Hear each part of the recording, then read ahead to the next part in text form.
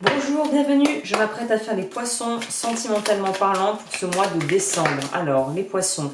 Déjà, il y a une idée, je peux vous le dire d'ores et déjà, on sent qu'il y a une idée que vous allez être tenté de, entre guillemets, régresser. C'est-à-dire que vous avez sûrement beaucoup progressé dans votre vie sentimentale par rapport aux choix que vous avez peut-être dû faire qui n'ont pas dû être simples, ou peut-être même sur votre santé émotionnelle et psychologique, où il y a eu pas mal de choses qui ont dû être remuées et qui ont pu bouger, notamment de par la fin du mois de novembre et surtout la phase, cette partie d'automne, d'Halloween, où il y a peut-être des choses qui sont remontées de votre famille ou des choses que vous avez apprises un peu à vos dépens, quoi. Et on sent vraiment qu'il y a... Ouais, bon, j'y arrive, on va finir de brasser ça. Ok. Bon, très clairement, les poissons, il faut que vous entouriez, il ne faut pas rester tout seul dans son coin, il faut se faire aider si on est vraiment au fond du fond. Donc, on va commencer. L'énergie dans laquelle vous entrez dans le mois, c'est quelque chose de plutôt bienveillant, de plutôt calme, serein. On est dans quelque chose où on sent que vous avez envie de tranquillité, vous avez envie de calme, vous avez envie d'être en paix avec vous-même et je pense que vous avez également envie d'être en paix avec votre famille ou en tout cas avec votre entourage très proche ou peut-être même avec les personnes qui sont en couple avec votre compagne ou votre compagnon. On sent qu'on est dans une évolution personnelle, on voit ou on envisage la relation de couple avec quelque part un regard neuf et un regard qui est beaucoup plus bienveillant encore une fois, qui est beaucoup plus compréhensif, on a beaucoup plus quelque part, comme on dit, on a beaucoup plus de tendresse et comme ce qu'on a avec les enfants généralement, on est... je me souviens plus du mot. On est... c'est pas attentif... compréhensif. On est très compréhensif avec son entourage, on est très compréhensif avec les gens en général et notamment pour les personnes en couple. Je vois vraiment une idée d'être de pas vouloir entrer dans le conflit. De toute façon, c'est pas trop du genre des poissons de vouloir vraiment aller à fond dans le conflit.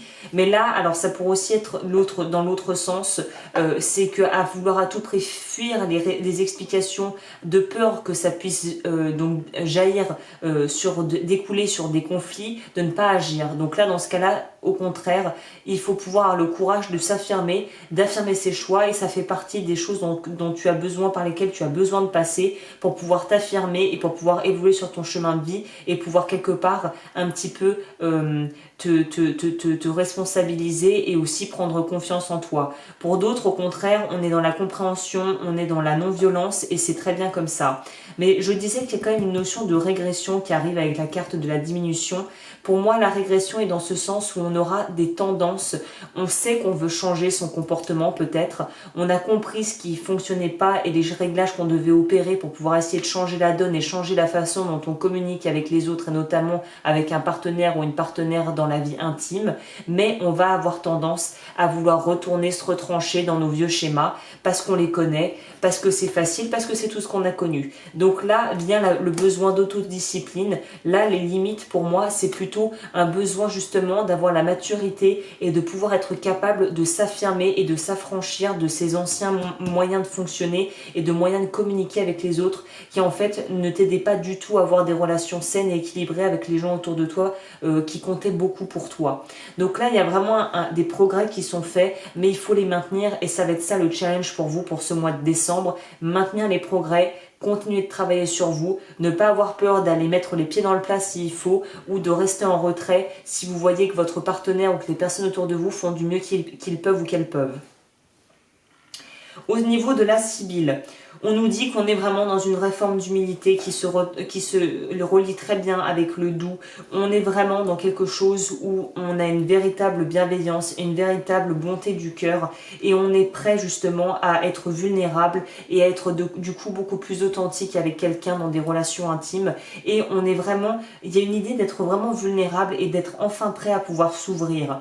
C'est comme si on lâchait nos vieilles croyances pour pouvoir enfin laisser émerger de nouvelles croyances, de nouvelles façons d'agir. Et là, c'est la pratique qui va nous permettre d'acquérir ça. C'est pas je pense que je vais faire, c'est dans l'action, je fais différemment, le résultat est différent. Là, on n'est pas dans le mental vraiment, on est plus dans l'action et on serait plus dans la suite de bâtons si je devais être avec le tarot. Et ça va apporter, ça va payer. Faire différemment, lâcher certaines choses de son passé pour en mettre de nouvelles, ne pas enlever mais modifier, ne pas retirer mais ajouter des choses et des façons de faire et des outils dans ta boîte à outils de développement personnel, ça va grandement t'aider je pense pour le mois de décembre. On a une idée, une fois encore, je sais pas le premier signe qui me sort le prêtre comme ça. Il y a vraiment une idée, j'ai l'impression que décembre va être un mois qui a des énergies assez douces et on a envie d'apprendre, on a envie d'apprendre à se connaître mieux, on a envie de mieux se connaître pour mieux comprendre les autres en fait. Il y a aussi ça, et pour mieux se comprendre soi-même dans le processus. Donc on est vraiment là-dedans. Pour moi, on va quitter tout ce qui est lourd, on va quitter tout ce qui nous pèse pour vraiment s'alléger. On prend de la hauteur, on prend en connaissance, on évolue. C'est vraiment une évolution presque d'ordre psychique, subconsciente et spirituelle pour les personnes qui sont réceptives à ça. On est vraiment dans le chakra, pour moi, le chakra couronne, donc où on est vraiment dans c'est quelque chose vraiment qui vient d'en haut, quoi, hein, qui vient d'en haut. Et là, pour les personnes, comme je le disais, qui auront plus de mal, parce que tout le monde n'en est pas au même point, tout le monde n'a pas la même situation de vie, il y a des personnes qui sont peut-être dans une grande détresse en ce moment, qui vivent des ruptures, des séparations, des deuils, c'est difficile. Là, on te dit, ta petite fierté, tu t'assois dessus et tu demandes de l'aide. Si tu as besoin d'être aidé, tu te fais aider. Il n'y a pas de honte à aller voir une thérapeute ou un thérapeute, à commencer une psychothérapie, à suivre des soins alternatifs, à aller voir un naturopathe, un énergéticien. Vraiment, là, on te dit qu'il est temps de prendre en main les choses sur lesquelles que tu n'arriveras pas à gérer tout seul. Tu n'es pas seul. Tu n'es pas le seul ou la seule à vivre ce que tu es en train de vivre. Il y a d'autres gens sur cette planète qui sont passés par ce par quoi tu es passé. Il n'y a pas de honte à demander de l'aide. Et là, pour le coup, c'est vraiment encore cette idée, si des amis te tendent la main, accepte l'aide. Si ce sont des amis bienveillants en qui tu as confiance, ou des proches de toi, ou des personnes qui ont l'air sincères, accepte les mains tendues. On a aussi des nouvelles concernant le foyer, mais là, la maison, il y a peut-être des déménagements dans l'air ou des changements de lieu de vie et il va y avoir peut-être des difficultés initiales pour lancer le projet. Donc ne perds pas patience, va à ton rythme. Je vois des changements de maison, des trucs dans le genre. Il y a des vrais changements de vie qui sont en train de s'opérer, mais là, c'est juste les prémices. On est au début. Mais pour moi, il y a des nouvelles qui sont en rapport avec ton habitation. Je sais pas pourquoi je pense ça, mais c'est ça qui sort. On va prendre oracle, message des plantes pour les poissons.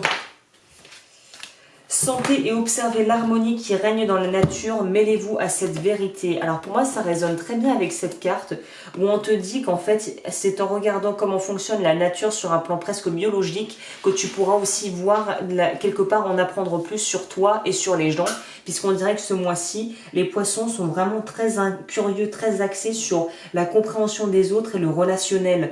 Donc là, c'est un mois, à mon avis, où l'émotionnel et les sentiments et donc les relations amoureuses vont être au premier plan. Pour ce mois de décembre. On veut comprendre presque l'être humain et le pourquoi du comment de la chose. On a la curiosité de l'enfant quelque part. Faut que j'arrête de dire quelque part, c'est en train de devenir un tic verbal. Donc on est dans quelque chose où on cherche une paix intérieure et on cherche surtout à faire ça en bonne intelligence et sans violence.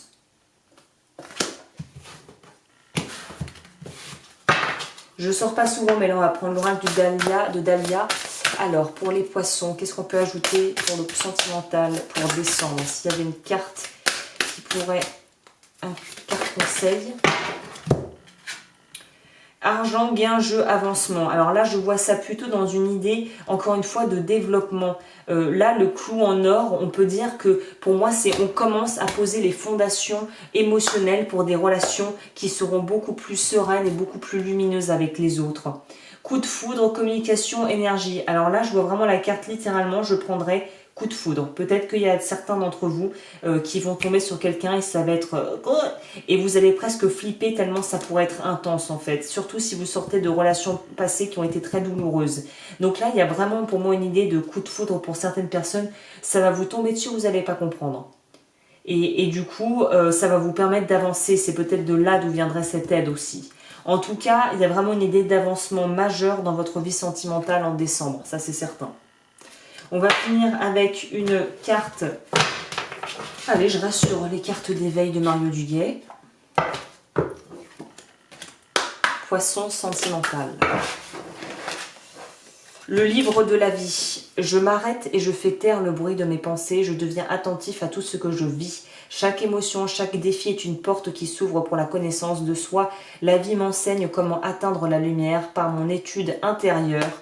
Je me libère pas à pas de mes difficultés et retrouve un bien-être. C'est pour ça que vous cherchez à comprendre les autres. C'est parce que vous avez besoin de comprendre pourquoi vous faites les choses que vous faites ou pourquoi vous n'avez pas réussi sur certains points vos relations du passé peut-être. Mais en tout cas, c'est par l'étude de toi. Mais là, j'ai l'impression que l'étude de soi passe par l'étude des autres. Sur le comportement humain. Donc si ça t'intéresse la psychologie, c'est peut-être le moment de t'acheter quelques bouquins sur le sujet. Ouais, voilà. Bon bah écoute, j'en ai fini pour ce tirage. Comme toujours, si tu souhaites me contacter, tout est en barre d'infos. Et je te souhaite un magnifique mois de décembre. Bye.